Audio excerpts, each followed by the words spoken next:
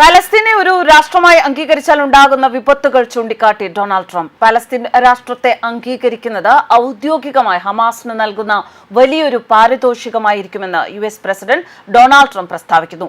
USന്റെ സഖ്യകക്ഷികളായ ബ്രിട്ടനും ഫ്രാൻസും അടക്കമുള്ള രാജ്യങ്ങൾ പാലസ്തീൻ രാഷ്ട്രത്തെ അംഗീകരിച്ച് പ്രഖ്യാപനം നടത്തിയിരിക്കുകയാണ്. ഈ സാഹചര്യത്തിലാണ് ട്രംപിന്റെ പരാമർശം. UN പൊതുസഭയിൽ സംസാരിക്കവെയാണ് ട്രംപ് ഇങ്ങനെ പറഞ്ഞത്. ഗാസയിലെ സംഘർഷം അവസാനിപ്പിക്കാനും വെടിനിർത്തലിനും വേണ്ടിയുള്ള തന്റെ ആഹ്വാനവും അദ്ദേഹം ആവർത്തിച്ചു. സംഘർഷം തുടരാൻ പ്രോത്സാഹിപ്പിക്കുന്നത് പോലെ ഈ സഭയിലെ ചിലർ ഏകപക്ഷീയമായ ഒരു പലസ്തീൻ രാഷ്ട്രത്തെ അംഗീകരിപ്പിക്കാൻ ശ്രമിക്കുകയാണ്. ഹമാസ് ഭീകരർക്ക് അവരുടെ ക്രൂരതകൾക്ക് ലഭിക്കുന്ന വലിയ പ്രതിഫലമായിരിക്കും ഇതെന്നും ട്രംപ് പറഞ്ഞു.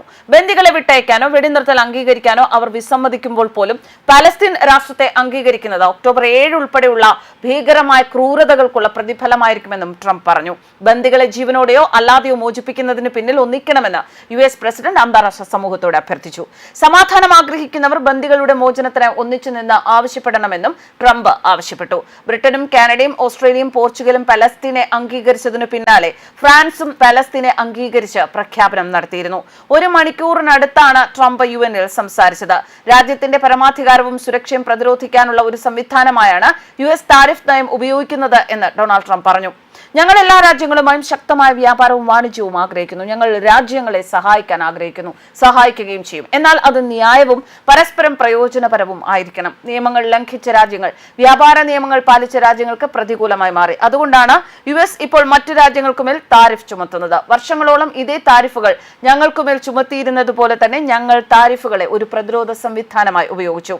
കുടിയേറ്റം തടയുന്നതിനുള്ള സ്വന്തം ശ്രമങ്ങളെയും ട്രംപ് പ്രശംസിച്ചു. യൂറോപ്യൻ രാജ്യങ്ങളിലേതടക്കമുള്ള വിദേശ നേതാക്കൾ അത് സ്വീകരിക്കുന്നതാണ് ബുദ്ധിയെന്ന് അദ്ദേഹം പറഞ്ഞു. അല്ലെങ്കിൽ നിങ്ങളുടെ രാജ്യങ്ങൾ നശിപ്പിക്കപ്പെടുമെന്നും ട്രംപ് മുന്നറിയിപ്പ് നൽകി. യൂറോപ്പ് ഗുരുതരമായ പ്രശ്നത്തിലാണെന്നും ട്രംപ് പറയുന്നു. നിയമവിരുദ്ധമായി അന്യരാജ്യങ്ങളിൽ നിന്ന് ആളുകൾ ഒഴുകിയെത്തുന്നുവെന്നും അത് തടയാൻ അവർ ഒന്നും ചെയ്യുന്നില്ല എന്നും കുടിയേറ്റക്കാരെ ലക്ഷ്യമിട്ടുകൊണ്ട് ട്രംപ് കൂട്ടിച്ചേർത്തു. ഉടനടി എന്തെങ്കിലും ചെയ്തില്ലെങ്കിൽ പടിഞ്ഞാറൻ യൂറോപ്പിന്റെ മരണമായിരിക്കുമെന്നും ട്രംപ് പറഞ്ഞു.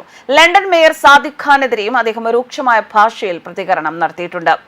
അതേസമയം രൂക്ഷമായ ഇസ്രായേൽ ആക്രമണത്തിന്റെ പശ്ചാത്തലത്തിൽ പലസ്തീൻ ഐക്യദാർഢ്യം പ്രഖ്യാപിച്ച് സംസ്ഥാന സർക്കാർ. കേരള മീഡിയ അക്കാദമി സംഘടിപ്പിക്കുന്ന അന്താരാഷ്ട്ര മാധ്യമോത്സവത്തിന്റെ ഭാഗമായി 29-ന് വൈകിട്ട് 5-ന് ടാഗോർ തിയേറ്ററിലാണ് ഐക്യദാർഢ്യ പരിപാടി.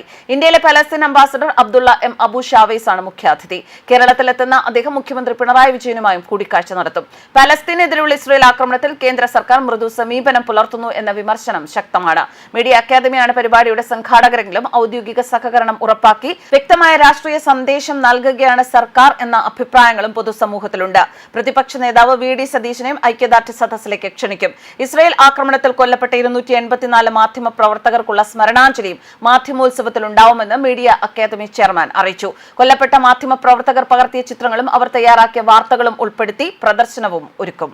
News desk കർബൻസ്.